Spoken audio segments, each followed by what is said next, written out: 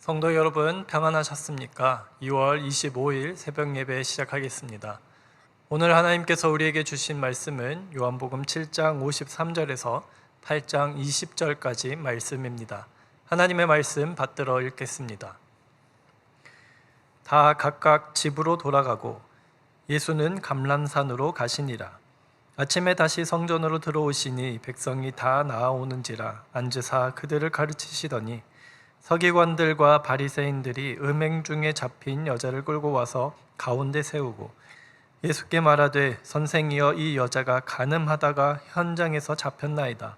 모세는 율법에 이러한 여자를 돌로 치라 명하였거니와 선생은 어떻게 말하겠나이까. 그들이 이렇게 말함은 고발할 조건을 얻고자 하여 예수를 시험함이러라. 예수께서 몸을 굽히사 손가락으로 땅에 쓰시니 그들이 묻기를 마지 아니하는지라. 이에 일어나 이르시되 너희 중에 죄 없는 자가 먼저 돌로 치라 하시고 다시 몸을 굽혀 손가락으로 땅에 쓰시니 그들이 이 말씀을 듣고 양심의 가책을 느껴 어른으로 시작하여 젊은이까지 하나씩 나가고 오직 예수와 그 가운데 섰는 여자만 남았더라. 예수께서 일어나사 여자 외에 아무도 없는 것을 보시고 이르시되 여자여 너를 고발하던 그들이 어디 있느냐? 너를 정죄한 자가 없느냐? 대답하되 주여 없나이다. 예수께서 이르시되 나도 너를 정죄하지 아니하노니 가서 다시는 죄를 범하지 말라 하시니라.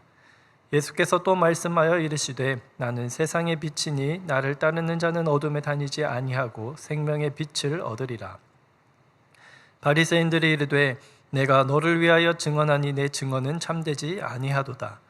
예수께서 대답하여 이르시되 내가 나를 위하여 증언하여도 내 증언이 참되니 나는 내가 어디서 오며 어디로 가는 것을 알거니와 너희는 내가 어디서 오며 어디로 가는 것을 알지 못하느니라. 너희는 육체를 따라 판단하나 나는 아무도 판단하지 아니하노라. 만일 내가 판단하여도 내 판단이 참되니 이는 내가 혼자 있는 것이 아니요 나를 보내신 이가 나와 함께 계심이라. 너희 율법에도 두 사람의 증언이 참되다 기록되었으니 내가 나를 위하여 증언하는 자가 되고 나를 보내신 아버지도 나를 위하여 증언하시느니라.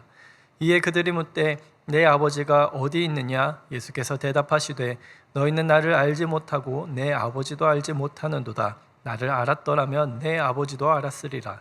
이 말씀은 성전에서 가르치실 때에 헌금함 앞에서 하셨으나 잡는 사람이 없으니 이는 그의 때가 아직 이르지 아니하였음이로라. 아멘. 오늘 말씀의 매일 성경 전체의 제목은 나는 세상의 빛이라 입니다.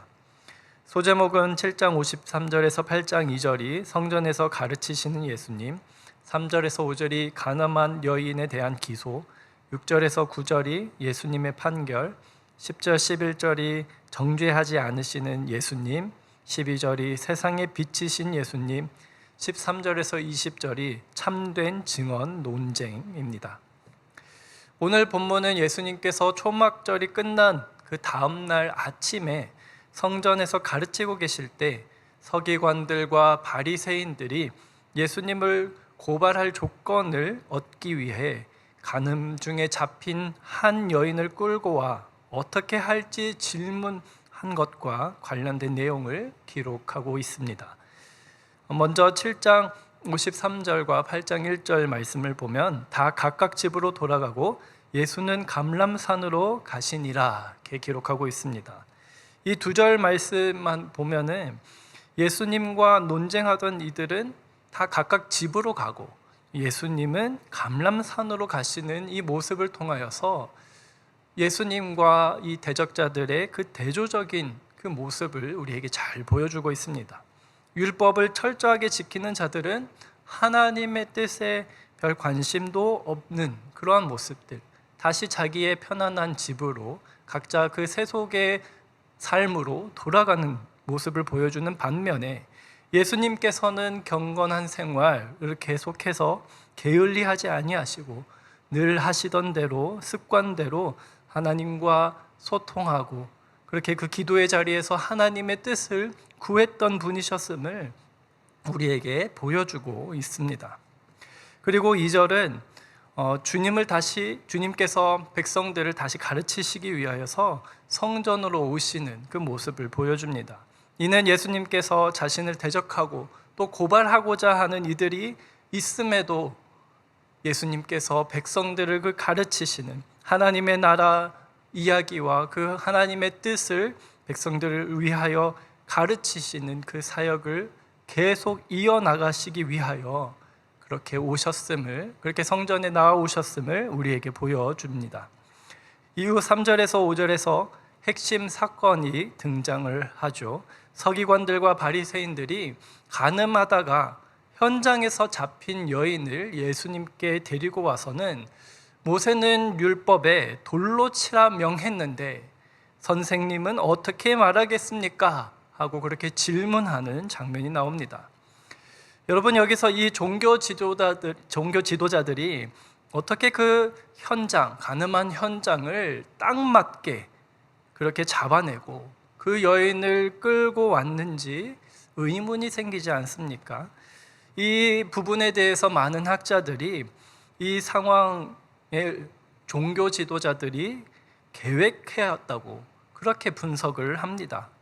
그 근거에 대해서 이 시간에 다 설명드릴 수는 없지만 간단히 말씀드리면 너무나도 딱 정확한 기가 막힌 타이밍, 그리고 그 간음한 상대 남자는 없고 그 여인만 선별적으로 체포했다는 것, 그리고 예수님께 굳이 데리고 와서 함정적인 질문을 했다는 것, 이것을 통해서 이 종교 지도자들이 계획했을 가능성이 다분하다, 그렇게 분석을 합니다.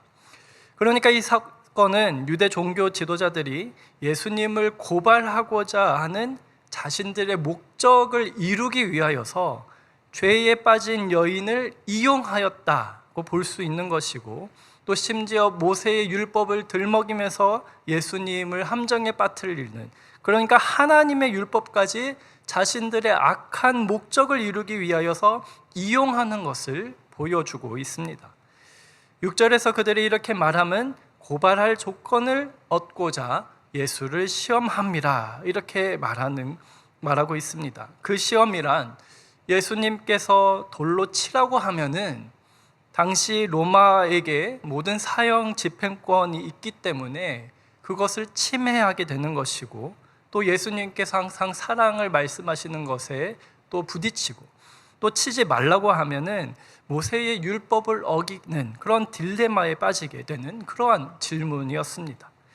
그런데 예수님은 대답 대신에 갑자기 몸을 굽히시고 손가락으로 땅에 무언가를 쓰시는 그런 행동을 보여주십니다. 예수님께서 질문에 대답하지 않으시고 땅에 무언가를 쓰시니까 바리새인들이 계속 재촉합니다. 빨리 대답해 보시라고, 당신은 어떻게 말할 거냐, 그렇게 재촉을 합니다. 그래서 예수님께서 말씀하십니다. 7절 하반절입니다. 이에 일어나 이르시되 너희 중에 죄가 없는 자가 먼저 돌로 치라 하시고, 그리고선 8절을 보면 다시 몸을 굽혀서 손가락으로 땅에 무언가를 쓰십니다. 예수님께서 땅에 뭐라고 쓰셨는지 참 궁금하긴 합니다. 많은 사람들 또한 예수님께서 그 쓰신 것에 대하여서 다양하게 추측하고 이야기를 합니다.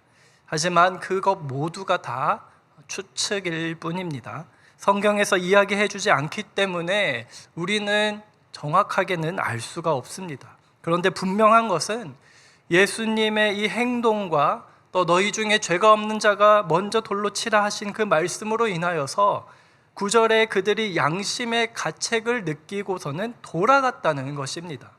여러분, 보통 사람과 사람 간의 대화를 하면은 누군가의 죄에 대하여서 정죄하는 이런 대화를 하게 되면 어떻게 되겠습니까? 당신이 뭘 안다고 내 죄에 대해서 내가 죄가 있다 없다 그렇게 판단하냐? 그렇게 옥신각신 싸우게 되지 않을까요? 그리고 여러분, 사람들의 마음이 얼마나 강팍한데 양심의 가책을 느꼈다고 해서 그것을 드러내고 돌아가겠습니까? 돌아간다는 것이 자신의 그 양심의 가책을 그 죄를 인정한다는 거 아닙니까? 그냥 숨기고서 네가 어떻게 알아? 하고 그 자리를 지키지 않을까요? 그것이 아마 사람과 사람 간의 대화와 그런 상황이었을 것입니다. 그런데 예수님께서 행동하시고 말씀하시니까 어른으로 시작하여 젊은이까지 하나씩 다 나갔다고 그렇게 기록을 합니다. 우리가 예수님께서 땅에 무엇을 쓰셨는지 알 수는 없고 또 그것을 우리가 밝힐 수는 없지만 분명한 것은 예수님의 행동과 그 말에 사람들로 하여금 자신의 죄를 돌아보고 양심의 가책을 느끼게 만드는 무언가가 있었고 그것을 자신의 죄를 돌아보고 양심의 가책을 느끼고 돌아가게 만드는 놀라운 권위가 있었다는 것입니다. 사람들이 아무도 없는 것을 이제 보시고는 예수님께서 여인에게 말씀하십니다. 11절 하반절입니다. 나도 너를 정죄하지 아니하노니 가서 다시는 죄를 범하지 말라 하시니라. 아멘. 여인을 돌로 칠 수 있는 죄가 없으신 유일한 분이신 예수님께서 그 여인에게 정죄하지 아니한다는 용서의 말씀을 하십니다. 그리고 다시는 죄를 범하지 말라고 말씀하십니다. 그리고 그 뒤에 이어서 12절에 예수님께서 선포하십니다. 예수께서 또 말씀하여 이르시되 나는 세상의 빛이니 나를 따르는 자는 어둠에 다니지 아니하고 생명의 빛을 얻으리라. 아멘. 요한복음에서 등장하는 예수님의 두 번째 자기 선언 에고에이미입니다. 여러분, 예수님은 생명의 빛이십니다. 그렇기 때문에 그 빛에 드러난 자는 자신들의 죄의 그림자를 직면할 수밖에 없겠죠. 양심의 가책을 느끼고 돌아간 이들도 바로 빛이신 예수님의 권위로 인하여서 자신들의 죄의 그림자를 직면한 것이라고 볼 수 있겠습니다. 그런데 생명의 빛이신 예수님을 따르는 자들은 어둠에 다니지 않고 생명의 빛을 얻는다고 말씀해 주십니다. 우리가 어떻게 하면 예수님을 따를 수 있을까요? 어떻게 그 생명의 빛을 얻을 수 있습니까? 바로 우리를 용서하신 예수님을 우리의 구주로 믿고 시인하는 것이 바로 예수님을 따라가는 것입니다. 예수님께서는 그 여인에게 정죄하지 않는다고 가서 다시는 죄를 범하지 말라고 말씀하시고서는 그 여인이 스스로 그렇게 살도록 내버려 두는 분이 아니십니다. 그 여인의 모든 죄를 정죄하지 않기 위하여서 용서하시고 또 죄를 범하지 않고 살게 하시기 위하여서 그녀의 모든 죄를 대신 짊어지시고 십자가를 지셨습니다. 여러분, 다시 말씀드립니다. 예수님께서 가늠한 여인처럼 수치스럽게 끌려 나와서 죽을 수밖에 없던 우리를 정죄하지 아니하신다고 용서하시고 다시는 죄의 그림자에 끌려다니지 않게 하시고 우리가 생명의 빛을 얻게 하시기 위하여서 우리를 대신하여 그 모든 수치를 감당하시고 십자가를 지셨습니다. 사랑하는 성도 여러분, 오늘 주님은 우리에게 말씀하십니다. 나도 너를 정죄하지 않는다. 이제 빛 가운데로 나아와라. 그 빛을 따라갈 때 우리는 더 이상 어둠 속에서 방황하지 않고 생명의 길을 걷게 될 줄로 믿습니다. 이 세상 가운데 빛으로 오신 생명의 빛 되신 우리 주님을 믿고 따르는 저와 여러분이 되길 우리 주님의 이름으로 축원합니다. 오늘 하루도 주님과 동행함으로 행복한 한 날 되시길 우리 주님의 이름으로 축복합니다. 기도하시겠습니다. 하나님 아버지, 오늘도 우리를 빛 가운데로 불러주시니 감사합니다. 남을 정죄하던 우리의 교만한 마음을 내려놓게 하여 주시고 주님의 용서와 자비 아래 우리가 살아갈 수 있도록 주님 주시는 그 은혜를 누릴 수 있도록 인도하여 주시옵소서. 세상에 비치신 예수님을 온전히 따름으로 우리의 삶의 어둠이 물러가게 하여 주시고 생명의 빛을 비추는 복된 하루가 되게 하여 주시옵소서.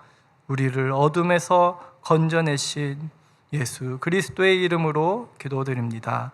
아멘.